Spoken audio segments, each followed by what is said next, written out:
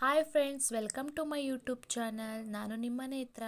ಇವತ್ತು ನಾನು ಬಂದು ನಾನ್ ವೆಜ್ ರೆಸಿಪಿನ ಟ್ರೈ ಮಾಡ್ತೀನಿ. ಅಂದರೆ ಕೋಳಿ ಸಾಂಬಾರು ಮಾಡೋದು ಹೇಗೆ ಅಂತ ನೋಡ್ಕೊಂಬರೋಣ ಬನ್ನಿ. ಅದಕ್ಕೆ ಏನೇನು ಇಂಗ್ರೀಡಿಯೆಂಟ್ಸ್ ಬೇಕು ಅಂತ ತೋರಿಸ್ತೀನಿ ಬನ್ನಿ. ಟೊಮೊಟೊ, ಈರುಳ್ಳಿ, ತೆಂಗಿನಕಾಯಿ, ಚಕ್ಕೆ, ಲವಂಗ, ಬೆಳ್ಳುಳ್ಳಿ, ಶುಂಠಿ, ಗಸಗಸೆ, ಮೆಣಸು ಮತ್ತು ಕಡಲೆ, ಒಣಮೆಣ್ಸಿನ್ಕಾಯಿ ಮತ್ತು ಬ್ಯಾಡಗಿ ಮೆಣಸಿನ್ಕಾಯಿನ ತಗೊಳ್ತಾ ಇದ್ದೀನಿ.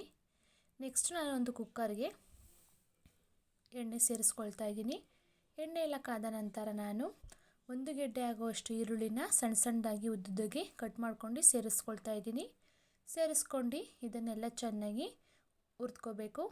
ಹುರಿದ್ಕೊಂಡಿದ್ದಾದಮೇಲೆ ನಾನು ಒಂದು ಅರ್ಧ ಸ್ಪೂನ್ ಆಗುವಷ್ಟು ಶುಂಠಿ ಬೆಳ್ಳುಳ್ಳಿ ಪೇಸ್ಟ್ನ ಹಾಕ್ಕೊಳ್ತಾ ಇದ್ದೀನಿ. ಶುಂಠಿ ಬೆಳ್ಳುಳ್ಳಿ ಪೇಸ್ಟ್ ನಾನು ಮನೆಯಲ್ಲೇ ಮಾಡಿಟ್ಕೊಂಡಿರೋದಂಥದ್ದನ್ನ ಸೇರಿಸ್ಕೊಂಡು ಎಣ್ಣೆಲಿ ಚೆನ್ನಾಗಿ ಹಸಿ ವಾಸನೆ ಹೋಗೋ ಗಂಟ ಚೆನ್ನಾಗಿ ಫ್ರೈ ಮಾಡ್ಕೊಳ್ತಾ ಇದ್ದೀನಿ. ಫ್ರೈ ಮಾಡ್ಕೊಂಡಿದ್ದಾದಮೇಲೆ ನೆಕ್ಸ್ಟ್ ನಾನು ತೊಳೆದಿಟ್ಕೊಂಡಿರುವಂತಹ 1 kg ಆಗುವಷ್ಟು ಚಿಕನ್ನ ಸೇರಿಸ್ಕೊಳ್ತಾ ಇದ್ದೀನಿ. ಚಿಕನ್ನ ನಾನು 3ರಿಂದ 4 ಬಾರಿ ತೊಳೆದು ಚೆನ್ನಾಗಿ ಅರಿಶಿನ ಪುಡಿ ಹಾಕ್ಕೊಂಡು ಚೆನ್ನಾಗಿ ತೊಳೆದು ಸೇರಿಸ್ಕೊಳ್ತಾ ಇದ್ದೀನಿ. ಸೇರಿಸ್ಕೊಂಡು ಚೆನ್ನಾಗಿ ಎಣ್ಣೆಯಲ್ಲಿ ಹುರಿದ್ಕೋಬೇಕು. ಹುರಿದ್ಕೊಂಡಿದ್ದಾದಮೇಲೆ ಒಂದು ಅರ್ಧ ಸ್ಪೂನ್ ಆಗುವಷ್ಟು ಅರಿಶಿನ ಪುಡಿನ ಸೇರಿಸ್ಕೊಳ್ತಾ ಇದ್ದೀನಿ. ಸ್ವಲ್ಪ ರುಚಿಗೆ ತಕ್ಕಷ್ಟು ಉಪ್ಪನ್ನ ಸೇರಿಸ್ಕೊಳ್ತಾ ಇದ್ದೀನಿ. ಬೇಯಿಸ್ಕೋಬೇಕಾದ್ರೆ ಉಪ್ಪನ್ನು ಸೇರಿಸ್ಕೊಳ್ಳೋದ್ರಿಂದ ಉಪ್ಪು ಎಲ್ಲ ಚೆನ್ನಾಗಿ ಹಿಡಿಯುತ್ತೆ. ನೆಕ್ಸ್ಟ್ ಇದನ್ನು ಚೆನ್ನಾಗಿ ಹುರಿದ್ಕೊಳ್ತಾ ಇದ್ದೀನಿ. ಇದೆಲ್ಲ ನೀರು ಬಿಟ್ಕೊಳ್ತಾ ಆದಮೇಲೆ ನಾನು ಸ್ವಲ್ಪ ನೀರನ್ನು ಸೇರಿಸ್ಕೊಂಡು ಕುಕ್ಕರ್ನ ಲಿಡ್ನ ಕ್ಲೋಸ್ ಮಾಡಿ ನಾನು 3ರಿಂದ 4 ವಿಷಲ್ ಕೂಗಿಸ್ಕೊಳ್ತಾ ಇದ್ದೀನಿ. ನೆಕ್ಸ್ಟು ಮಸಾಲೆಗೆ ಏನೇನು ಹುರ್ಕೋಬೇಕು ಅಂತ ತೋರಿಸ್ತೀನಿ ಬನ್ನಿ. ಮೊದಲು ಒಂದು ಬಾಣಲೆ ಇಟ್ಕೊಂಡಿದ್ದೀನಿ. ಆ ಬಾಣಲಿಗೆ ಎಣ್ಣೆ ಸೇರಿಸ್ಕೊಂಡು ಎಣ್ಣೆ ಕಾದ ನಂತರ 3 ಗೆಡ್ಡೆ ಆಗುವಷ್ಟು ಈರುಳ್ಳಿನ ನಾನು ಸಣ್ಣ ಸಣ್ಣದಾಗಿ ಕುಯ್ದು ಸೇರಿಸ್ಕೊಂಡು ಎಣ್ಣೆಯಲ್ಲಿ ಚೆನ್ನಾಗಿ ಮೀಡಿಯಮ್ ಫ್ಲೇಮಲ್ಲಿ ಇಟ್ಕೊಂಡು ಹುರಿದ್ಕೊಳ್ತಾ ಇದ್ದೀನಿ.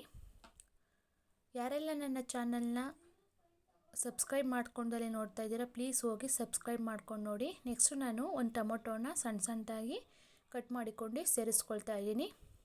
ಸೇರಿಸ್ಕೊಂಡು ಚೆನ್ನಾಗಿ ಎಣ್ಣೆಯಲ್ಲಿ ಫ್ರೈ ಮಾಡ್ಕೊಳ್ಳಿ. ನೆಕ್ಸ್ಟು ನಾನು ಚಕ್ಕೆ, ಲವಂಗ, ಶುಂಠಿ, ಬೆಳ್ಳುಳ್ಳಿ, ಮೆಣಸಿನ್ಕಾಯಿ, ಬ್ಯಾಡಗಿ ಮೆಣಸಿನ್ಕಾಯಿ ಎಲ್ಲ ಸೇರಿಸ್ಕೊಂಡು ಮೀಡಿಯಮ್ ಫ್ಲೇಮಲ್ಲಿ ಇಟ್ಕೊಂಡು ಚೆನ್ನಾಗಿ ಹಸಿ ವಾಸನೆ ಹೋಗೋ ಗಂಟ ಚೆನ್ನಾಗಿ ಹುರಿದ್ಕೊಳ್ತಾ ಇದ್ದೀನಿ.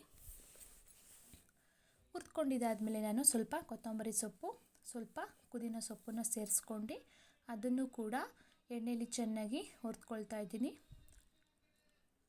ಹುರಿದ್ಕೊಂಡಿದ್ದಾದಮೇಲೆ ನೆಕ್ಸ್ಟ್ ನಾನು ತೆಂಗಿನಕಾಯಿನ ಸೇರಿಸ್ಕೊಳ್ತಾ ಇದ್ದೀನಿ. ತೆಂಗಿನಕಾಯಿನ ಸೇರಿಸ್ಕೊಂಡು ಅದನ್ನು ಸ್ವಲ್ಪ ಎಣ್ಣೆಯಲ್ಲಿ ಫ್ರೈ ಮಾಡ್ಕೊಳ್ಳಿ. ಫ್ರೈ ಮಾಡ್ಕೊಂಡಿದ್ದಾದಮೇಲೆ ನೆಕ್ಸ್ಟ್ ಇದನ್ನು ಕೂಲಾಗೋಕ್ಕೆ ಬಿಟ್ಕೊಳ್ಳಿ. ಇದೆಲ್ಲ ಕೂಲ್ ಆದಮೇಲೆ ನಾವು ಒಂದು ಮಿಕ್ಸಿ ಜಾರ್ಗೆ ಹಾಕ್ಕೊಂಡು ರುಬ್ಕೊಳ್ಳೋದಕ್ಕೆ ಇಟ್ಕೊಳ್ತಾ ಇದ್ದೀನಿ. ಮಿಕ್ಸಿ ಜಾರಿಗೆ ನಾನು ಈ ಎಲ್ಲ ಐಟಮ್ನ ಹಾಕ್ಕೊಳ್ತಾ ಇದ್ದೀನಿ. ಹಾಕ್ಕೊಂಡು ನಾನು 3ರಿಂದ 4 ಸ್ಪೂನ್ ಆಗುವಷ್ಟು ಧನಿಯಾ ಪುಡಿ ಸೇರಿಸ್ಕೊಳ್ತಾ ಇದ್ದೀನಿ. ನೆಕ್ಸ್ಟ್ ನಾನು ಒಂದು ಸ್ಪೂನ್ ಆಗುವಷ್ಟು ಗರಂ ಮಸಾಲನ ಸೇರಿಸ್ಕೊಳ್ತಾ ಇದ್ದೀನಿ. ಸೇರಿಸ್ಕೊಂಡಿದ್ದಾದಮೇಲೆ ಸ್ವಲ್ಪ ಚಿಕನ್ ಮಸಾಲ ಪೌಡ್ರನ್ನು ಕೂಡ ಸೇರಿಸ್ಕೊಳ್ತಾ ಇದ್ದೀನಿ. ಸೇರಿಸ್ಕೊಂಡು ಸ್ವಲ್ಪ ನೀರನ್ನು ಹಾಕ್ಕೊಂಡು ಚೆನ್ನಾಗಿ ಗ್ರೈಂಡ್ ಮಾಡ್ಕೊಳ್ತಾ ಇದ್ದೀನಿ. ನೋಡಿ, ಚೆನ್ನಾಗಿ ನುಣ್ಣಗೆ ಗ್ರೈಂಡ್ ಮಾಡ್ಕೊಂಡಿದ್ದೀನಿ. ನೆಕ್ಸ್ಟ್ ನಾನು ಬೇಯಿಸ್ಕೊಂಡಿರುವಂತಹ ಚಿಕನ್ನ ಕುಕ್ಕರ್ನ ಓಪನ್ ಮಾಡ್ಕೊಳ್ತಾ ಇದ್ದೀನಿ. ನೋಡಿ, ಚೆನ್ನಾಗಿ ಬೆಂದಿದೆ.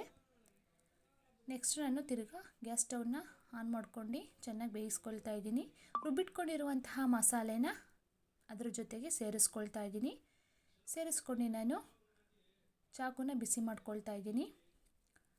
ನೆಕ್ಸ್ಟ್ ನಾನು ಮೊಟ್ಟೆನ ಕೂಡ ಸೇರಿಸ್ಕೊಳ್ತಾ ಇದ್ದೀನಿ. ಸೇರಿಸ್ಕೊಂಡಿದ್ದಾದಮೇಲೆ ಒಂದು ರೌಂಡು ಚೆನ್ನಾಗಿ ಮಿಕ್ಸ್ ಕೊಟ್ಕೊಳ್ತಾ ಇದ್ದೀನಿ. ನೆಕ್ಸ್ಟ್ ನಾನು ಚಾಕು ಬಿಸಿ ಮಾಡ್ಕೊಂಡಿರೋದನ್ನ ಈ ಥರ ಇಟ್ಕೊಳ್ತಾ ಇದ್ದೀನಿ. ಈ ಥರ ಇಟ್ಕೊಳ್ಳೋದ್ರಿಂದ ಹೊಟ್ಟೆ ನೋವು ಆ ಥರ ಏನೂ ಪ್ರಾಬ್ಲಮ್ ಬರೋದಿಲ್ಲ. ಎಲ್ಲ ಈ ಥರ ಚಿಕನ್ ಸಾಂಬಾರು ಮಾಡಿದಾಗ ಎಲ್ಲರ ಮನೇಲೂ ಇದೇ ಥರ ಟ್ರೈ ಮಾಡ್ತಾರೆ. ನೆಕ್ಸ್ಟ್ ನಾನು ಸ್ವಲ್ಪ ಕಸ್ತೂರಿ ಮೇಥಿನ ಸೇರಿಸ್ಕೊಳ್ತಾ ಇದ್ದೀನಿ. ಕಸ್ತೂರಿ ಮೇಥಿ ಹಾಕೋದ್ರಿಂದ ಸಾಂಬಾರು ತುಂಬಾ ಟೇಸ್ಟಿಯಾಗಿರುತ್ತೆ ಮತ್ತು ಫ್ಲೇವರ್ ಕೂಡ ತುಂಬಾ ಚೆನ್ನಾಗಿರುತ್ತೆ. ಕೊತ್ತಂಬರಿ ಸೊಪ್ಪನ್ನ ಸೇರಿಸ್ಕೊಂಡು ನೆಕ್ಸ್ಟ್ ನಾನು ಕುಕ್ಕರ್ನ ಲಿಡ್ನ ಕ್ಲೋಸ್ ಮಾಡ್ಕೊಂಡು 2 ವಿಷಲ್ ಕೂಗಿಸ್ಕೊಳ್ತಾ ಇದ್ದೀನಿ. ಕೂಗಿಸ್ಕೊಂಡು ಲಿಡ್ನ ಓಪನ್ ಮಾಡ್ತಾ ಇದ್ದೀನಿ. ವಾವ್, ಹೇಗೆ ಬಂದಿದೆ ನೋಡಿ ಕಲರ್ಫುಲ್ಲಾಗಿ ಸಾಂಬಾರು. ನೋಡ್ತಿದ್ರೆ ನನಗೆ ಬಾಯಲ್ಲಿ ನೀರು ಬರ್ತಿದೆ.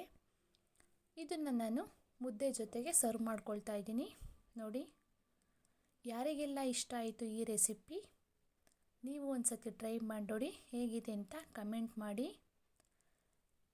ಎಲ್ಲರೂ ಲೈಕ್ ಮಾಡಿ, ಶೇರ್ ಮಾಡಿ, ಕಮೆಂಟ್ ಮಾಡಿ. Thank you for watching. Love you all.